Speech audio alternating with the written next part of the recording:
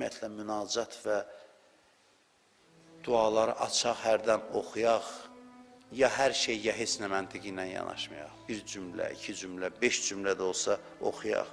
Bunlar dərin xəzinədir. Yəni, bizə böyük neymət verilib Səhifə-i Səccadi adında. Ayətullah Mərəşi Nəcəfi, Əl-Əhzərin rektoru Təntaviyə göndərmişdi Səhifə-i Səccadiyəni.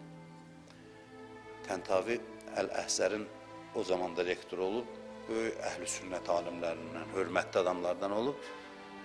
Mərəşi Nəcəfi deyib, bir dənə bu dua ilə də tanış olub. Gör nə vəziyyətdir ki, ümmətin böyük bir hissəsi bu xəzinədən məhrumdur. Deyir, oxuyur, cavab məktubu yazır ki, kaş mən cavanlığımda tanıyardım bunu.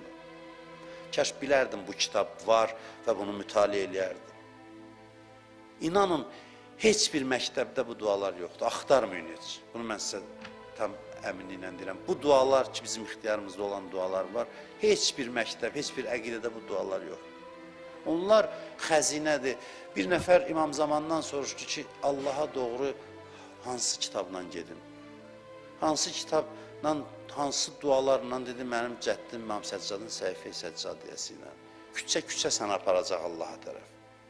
Təsəvvür eləyin, belə bir yol xəritəsi var, Allaha tərəf qalıb, evdə tozlanır, bir dəfə üzün açıb baxmırıq, oxumuruq, heç istifadəsiz qalıb.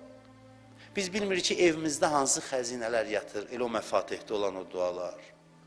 Onlara biz diqqətlə yanaşsaq, münacat halı ilə oxusaq, haralara bizi aparıb çatdırar, amma günlər, aylar keçir, biz heç bir, yəni bax, belə deyək də, bütün günün, əməlin nəticəsi nədir? Nəticəsi budur ki, Allahla münasibətin hansı keyfiyyətdədir? Oturanda Allahla danışmağa necə danışa bilirsən? Hansı halla danışa bilirsən? O göstəricidir. Oradan bilinirsən kimsən. Ona görə də biz vaxtı çatıb ki, adam hiss edir ki, elə bir çətin dövrdəyik ki, imtihanlar, ağır imtihanlar bizi gözləyir. Ağır imtihanlar.